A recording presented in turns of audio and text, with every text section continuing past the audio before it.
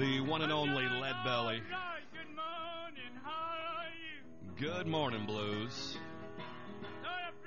Everything is going to be okay, America. World, we are with you. We got you. This is the Jack Blood Show right here on No Agenda, Global Radio No Agenda Stream.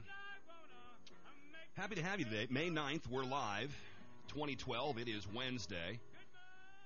And we have our good friend Kurt Haskell with us. Kurt, thank you for joining us today on such short notice. What a crazy story. What a crazy world. No problem. Glad to be back on the show. What do you think? I mean, first of all, let's go back. For people who haven't listened to you quickly, you were the eyewitness for the Farouk Al-Matab trial for the first underwear bomber. We're now calling him underwear bomber number 1. And this is a pun you just can't resist, right, Kurt? Underwear bomber number 1 and underwear bomber number 2. But it's not funny because you and your wife, Lori, were almost killed in that plot, and you saw some things you weren't supposed to see, which led you into an odyssey of a couple of years that you would have never expected. So maybe you might want to recap on that just for a few minutes. Sure, I'll give your listeners the real short version. I'm sure you know from previous shows it takes about an hour for me to tell the whole story, but I'll give a real abbreviated version and let your listeners look into it more on the internet if they want. But basically what I saw, I'll call him Umar. His name's Umar Farouk Abdul Muttalab. We'll just call him Umar for short, the first underwear bomber. Lori and I were sitting at the boarding gate before we boarded our flight, and I saw him being escorted by a man in a tan suit up to the gate, and the man that escorted him indicated that he did not have a passport. And when the gate agent said, well, he can't get on the flight then, the man in the tan suit said, he's from Sudan, we do this all the time. And then the gate agent referred them to a manager. They went down the hallway together. I thought nothing of it at the time, but approximately 8 hours later, he would try and detonate a bomb on our plane at 20,000 feet altitude as we were approaching Detroit. So, I didn't think anything of it at the time until later when we landed and I got a better look at him in Detroit and I realized it was the same man. I went directly to the FBI to tell my story, and it soon became clear that the FBI and government had a different agenda, that being hiding what really happened. They put out various stories that were untrue. They ignored the fact that he was escorted around security and boarded without having a passport. The video has been hidden. It's never been released. And it led me on a two-year-long journey doing my own investigation. I put thousands of hours of my own time into it. I interviewed many people that were witnesses. I went to nearly all the court hearings. I read every press report on the story, watched every TV report on it, did many myself, and came to the ultimate conclusion, after putting all the evidence together, that Umar was actually put on our flight intentionally by the U.S. government with an intentionally defective bomb. They gave him he didn't have a pass. So much for our security, right, Kurt? We're having people put their hands down the pants of our little girls and our mothers and our wives. We're going through all of this, yet this guy is given a bomb. He's put on a plane with no passport, drugged to the gills. And then we're told this is a big plot, and this is, of course, why we all need to be X-rayed and radiated and enhanced, pat-downed. And the whole thing was a setup right from the very beginning. Now, to my listeners, we have several interviews with you, Kurt, where we go into all of this into great detail, and you can find those on my site at deadlinelive.info. Kurt, the reason I brought you on today is because here we are again. It's happening all over again, history repeating itself. Yeah, and as strange as it may seem, I'm actually glad to see this report this week because, again, it provides me with more credibility and proves that my initial story was, in fact, correct to those that still doubt me. Even though I provided an overwhelming amount of evidence to back up my account of what happened. Again, it's really hard for anyone to step up as it is today and call me a conspiracy theorist and then I'm not credible when we have this plot this week where the CIA is admitting one of their own people was the terrorist. What do you think about them taking credit for this in such a way that, this is a coup for the CIA. What a wonderful job they've done here. If it wasn't for them, they had this undetectable underwear bomb number 2 that would get through these wonderful Michael Chertoff naked screeners and radiating screeners and backscatter machines, and we could have done anything about it, but without them going in and infiltrating this group, somebody would have died. They saved us again, Kurt. I can't believe this undeniable spin that they put on this. I don't think anyone's buying it, by the way. Jack, they're playing us for fools. They think we're stupid. They really do. And what's scary is we have the CIA and FBI basically wielding unchecked power by the government, doing all their activities in the dark, in the shadows, where nobody knows what's going on. And then they put out these press releases not backed up by any evidence whatsoever. I'm shocked, actually, that as much of this story made it to the mainstream media as it did, indicating that one of their own people was the terrorist here. But I'm not going to pull any punches here. What we have going on here, let's call it what it is here, Jack. The war on terror is a money-making scheme. It's blown out of proportion 100-fold. Are there crazy Muslims out there, just like crazy Christians, crazy atheists? Yeah. Is this blown out of proportion 100-fold? You betcha, because there's another agenda here, and that's making money, number one. There's trillions of dollars spent each year on the war on terror and these related wars. Somebody's making that money. Somebody has careers based on that.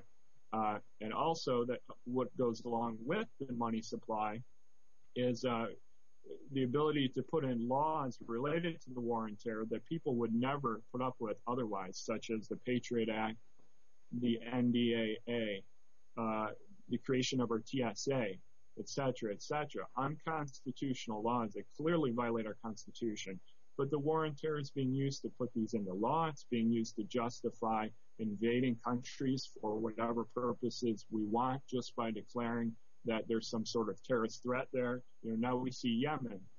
I don't think it's any coincidence that this plot supposedly originated in Yemen, like the first underwear bomber case. And I don't think it's any coincidence of Yemen's geographical position in the Middle East along the Persian Gulf.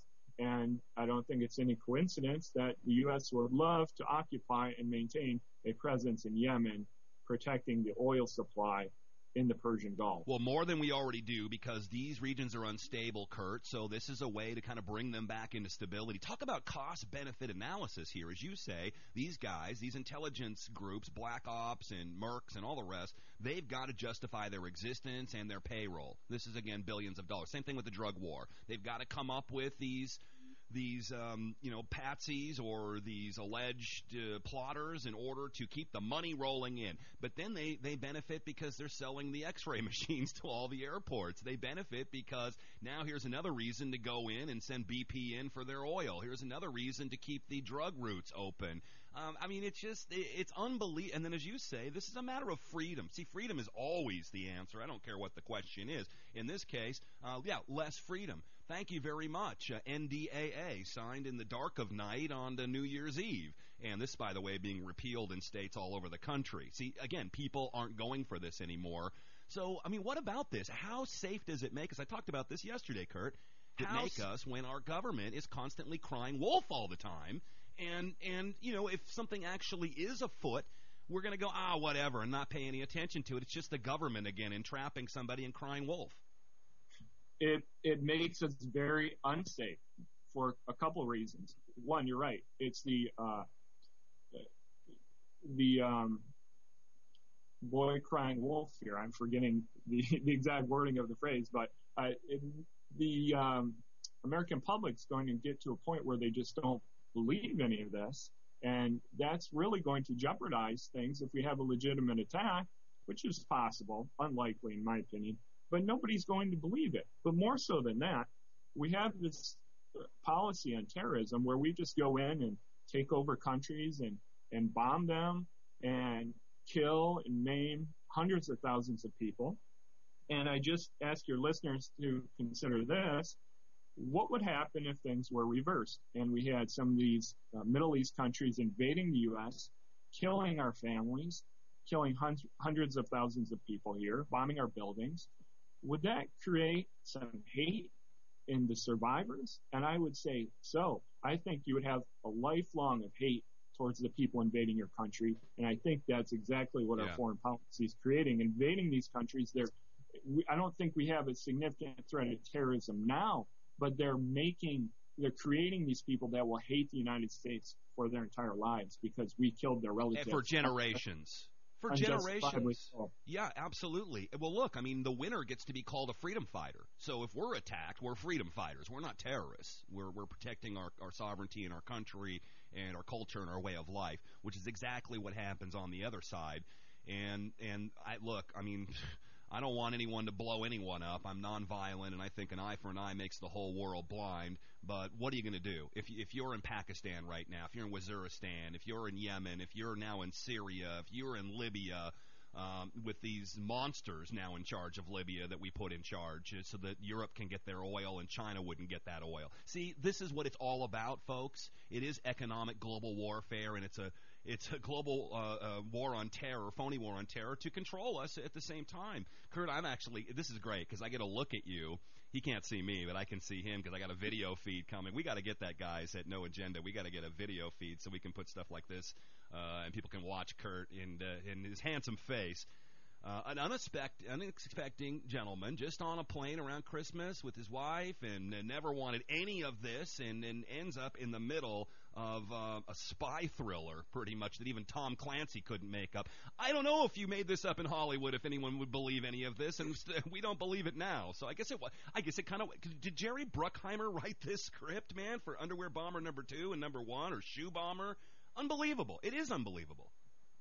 It's totally unbelievable, but if anyone's been paying attention, it's not. The FBI or CIA has had a hand in every terrorist attack since 2001 and have admitted it in nearly every case. They didn't in the first Underwear Bomber case. Somewhat they did during Congress when they said they'd let him on the plane on purpose, knowing he was a terrorist. But other than that, they haven't really admitted it. But they have in nearly every other case. So, at what point do we start saying, are they really helping us catch terrorists, or are they creating the terrorists, taking unsuspecting people, giving them the means, motive, and opportunity to put on a terrorist plot? People that would never ordinarily be involved in a terrorist plot. Right. I think it's time for everyone to start questioning what's going on here, really, especially with this latest plot where it comes out that the bomber is actually a CIA agent himself. I mean, come on. We can't talk to him. We can't talk to the other people involved in the plot because they were allegedly all killed in a drone strike, and this guy's being protected. So we're just going to have to trust them, right? I mean, they're telling us the truth. Speaking of that killed in a drone strike, I want to bring this up too, which I don't think anyone's talking about. When I went to the Underwear Bomber trial, one of the things that was said very early on, it only lasted a few hours, but one of the first things that were said was, we killed the maker of the bomb for the first Underwear Bomber in a drone raid last week. And this was in October, so it would have been either around October 1st. But now in the new plot, now they're saying this other person is creating the bomb. And by the way, he also created the bomb in the first Underwear Bomber case. So, it's just they make up lies that are just convenient for themselves, thinking we're too stupid to call them out on their lies, but they can't even keep straight who they're saying made the bombs in each case. It's just ridiculous, Jack. Well, we've followed several of these terrorists through their deaths and resurrections. These people literally have the power of Jesus Christ. They are able to be resurrected. And then one guy, we remember years ago, ran away from a group of Humvees on his artificial leg through the desert, and he got away. But because speaking of resurrection, I don't think it's any coincidence that this latest attack occurred right around around the 1-year anniversary of the supposed death of Osama bin Laden. And now, because of this plot, he gets to be mentioned in every article again nationwide. Again, resurrecting the man from the dead for political purposes. Once again, and we're in the middle of an election year as well, which, you know, that's going to be taken full advantage of. And I'm just sorry that people aren't getting this. Now, Kurt, how does this, if at all, affect the first underwear bomber case? As we know, he pleaded out. This is a good deal for him. He pleaded out to get life in underground prison, 19 floors underground in Wyoming or something, never to see the light of day or another human again for the rest of his life. That's a pretty good deal. But does these new revelations of the CIA involved in underwear bomber plot number 2, is incredible as it is, does that affect the outcome of that trial? Is there an appeal that can be now maybe granted or used to the effect for Umar PP bomber, underwear bomber number 1? Well, remember he made that plea. I won't even call it a plea deal because he got nothing in return, even though there were lenient plea deals on the table for up to 2 years before that. He made that plea a mere 4 days after announcing I would be called as his only witness in the case. So make of that what you will, but people just don't make a plea to mandatory life sentence with no chance of parole. And, you know, I actually ran into Anthony Chambers in court about a week ago, Anthony Chambers being the standby attorney for the first underwear bomber, Umar. And I said, look, what is the reason for this plea? I said, I can only see 3 reasons here why you take this plea. One, you're being given your release and, you know, it's not being publicized. There's some sort of under the table agreement there. You're being tortured and forced to take this, or you're being threatened. And he told me it's number 2 or it's number 3. I'm not sure which. So I thought that was kind of interesting. You know, we had a chance to talk for about a half an hour. We ran into each other in court and just kind of talked off the record. It was pretty interesting.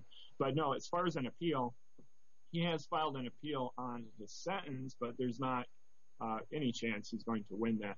The appeal, he cannot appeal his conviction because it was by agreement and he didn't actually go to trial and have a verdict rendered against him. So no, there will be no effect on that case from the latest announcement at all. Do you think, I don't know if in the first underwear bomber case that was ever going to go live, and you can give me your opinion, if it was always meant to be foiled and that we could use, no one would be hurt, but we'd have this suspect and this would be a big deal and it would lead to all the things we've seen it lead to.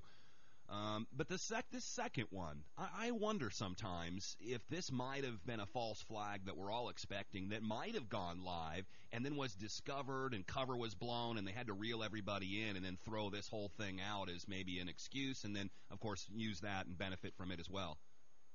Does that make sense? You know, I don't know what to make out of the latest one because my understanding is there wasn't even a ticket purchase or a flight or a destination or anything like that. So I'm really not sure. I would suspect that it would have been another attack with a defective bomb, similar to the first one.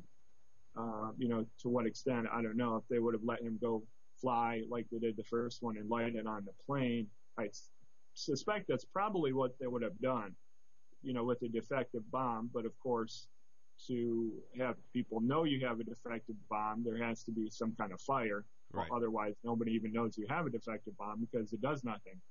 So that's the dangerous part, that these defective bombs start a fire because you need something to show that there actually was a terrorist attack. So, and of course, on my flight, the fire began to spread quite quickly right above the gas tank and required a fire extinguisher to put it out. So that's the dangerous part. That's the reckless part of what the CIA is doing. When you're playing lives. When you're playing with fire, you could get burned, so to speak. Sorry for the bad metaphor pun there, but the fact of the matter is, even if you want to close this thing down and just make it smoke a little bit, it could get out of control and hurt people, and you could have been one of those people that were hurt, along with all the other innocent people on your plane with the Underbomber number 1. You're probably right, but then again, we don't know anything. They could be making the whole thing up, Kurt. These underwear bomb number 2, the whole thing could be fabricated. You're right, and that's the problem with the CIA and FBI having unchecked power. Not only that, but there's this belief in this country that whatever they say is honest and truthful. And that needs to stop. These people have their own agenda, whatever that may be.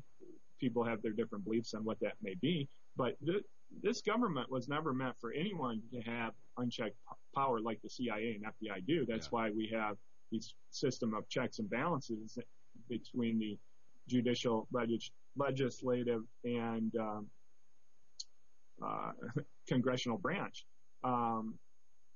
Even though they're not being followed, we have this system set up, and the FBI and CIA doesn't seem to be part of it. And this, of course, is what we get by just trusting our governments blindly, and not just this government, but people listen to us, Kurt, all around the world, and they have the same problems we do, unfortunately, though maybe we have a little more power here, a little more knowledge, a little more of an ability to speak up, which is vastly disappearing. What happens now? We got the Michael Chertoff scanners, the backscatter machines, which we know are also being fitted to cars. They can use them on the streets, and they could use them at sporting events and big gatherings and protests and Occupy movements and whatnot. So it's not just in the airport. We're seeing this kind of stuff and these tactics used on trains and cars. This is all because of underwear bomber number 1 and the Richard Reed shoe. Is that his name? Reed, the shoe bomber, which was basically a copycat of Project Bojinka. People can look that up. So we saw all of this come from underwear bomber number 1. What happens now? Because supposedly this underwear bomb had no metal in it, and these wonderful, expensive, radiating backscatter machines at our airports couldn't even find it. So what happens now? We're all strip searched to get on the plane? What happens? No, you have to remember what the motive is here, Jack. It's very simple. There are 2 motives: make more money out of the U.S. Treasury, exhibit more control so the people have less of a chance to protest. So you have to take those into consideration with what's going to happen next, and I'm going to tell you. They're going to examine the bomb. They're going to come out and say this bomb could not have been detected by our current X-ray machines. There is a new version. It costs however much money. You need to implement those in each airport. They're more effective. They're safer, and they would have detected this bomb. Plus, they'll roll out a new long list of extra security measures that are going to be implemented, and they'll have to be implemented not only in airports, but now everywhere else, too. Yeah. That's what you're going to see. It's first and foremost a money-making scheme. Always keep that in mind when you see these plots. They're trying to drain the U.S. Treasury of as much funds as possible. And if we take one step back from that, even a little farther, the root of the problem is the Federal Reserve Bank, which is just printing money endlessly, which supports all of these plots, which we pay for with inflation, much higher gas and food prices. So we're getting killed on inflation due to plots like this, which increase all of our military spending, these needless purchases of body scanning machines, et cetera, et cetera.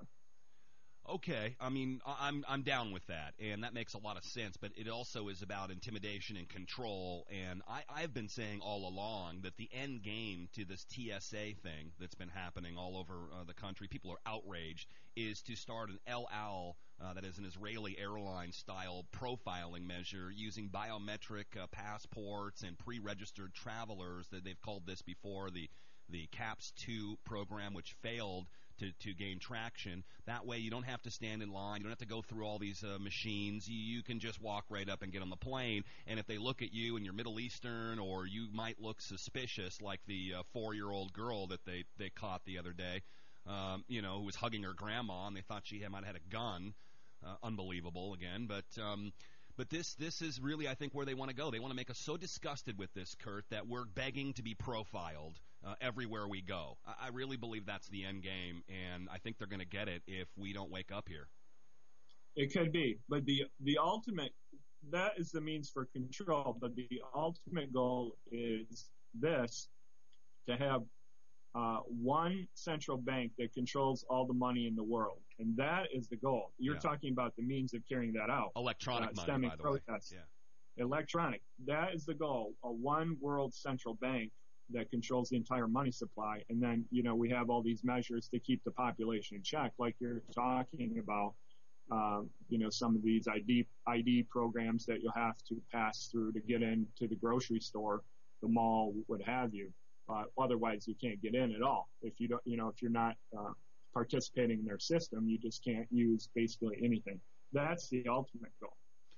Well, and multi-tiered and cost-benefit analysis, as we often say on this show, but we see through it. This is such good news, because there are people like you out there that have balls and will stand up for all of this. You could have just minded your own business, and you don't want that kind of trouble. Who does? Who wants to be under the microscope like you've been for the last couple of years, Kurt? But people are speaking out. Whistleblowers are blowing the whistle. Americans are paying more attention than ever before. We still have the information flow with the internet. They're trying to take that away with CISPA, as you know. But that is the good news, is that we now have more ability to detect the bullshit now than we ever have before, and that is, I think, going to help us. But unfortunately, it doesn't take a lot of people to throw a guy up into office. We're looking at numbers in the excess of 25 to 30% of the population can get a guy voted in, and then that puppet, that script reader, can get out and pretend he's the leader of the free world, in the case of our president here. Speaking of which, before I let you go, we should talk about your political career. You've decided to take on Washington, D.C., and you're running for Congress in Michigan in the 7th District. Is that correct? Correct. That's right. Tell us what's up with that and what we could do to help you. Sure. Well, I never really had any political aspirations at all, but something happened in January this year, and our district lines here in Michigan were changed, and the county I live in, Monroe County, was taken out of John Dingell's district, who's been in office for 56 years and is impossible to beat. And my county was put into a new district with Tim Walberg, who is very much vulnerable. And due to this district line change, I decided to run. Obviously, I've had my eyes opened up due to this underwear bomber attack in 2009. I've seen the extent of the corruption.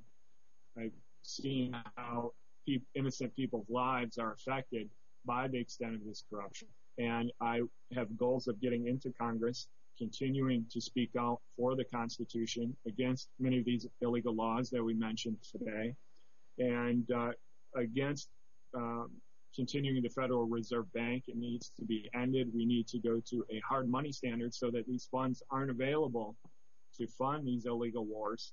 And, along with that, we need to restore the middle class, who's getting killed by inflation right now. And we need a strong middle class, in my opinion, in order to restore the economy. Those are the three principles of my run for Congress, the three things I'd like to accomplish. And, of course, bring light to, many of these illegal activities like this, what we've been talking about here today. But that's not my main goal in getting into Congress. It's the other three, because without those things, I don't think we have a nation at all. We'll have nothing left.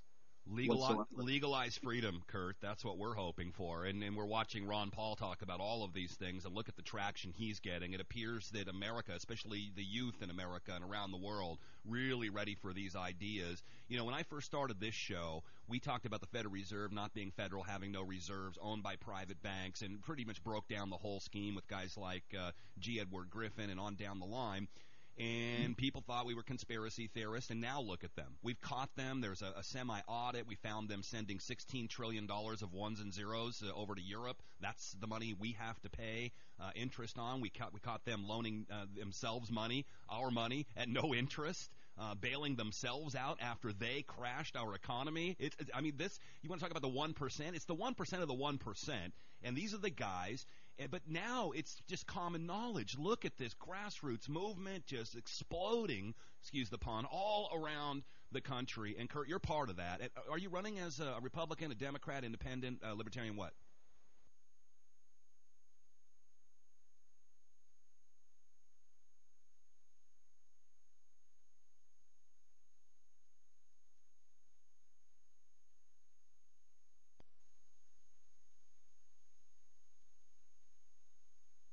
I'm running as a Democrat.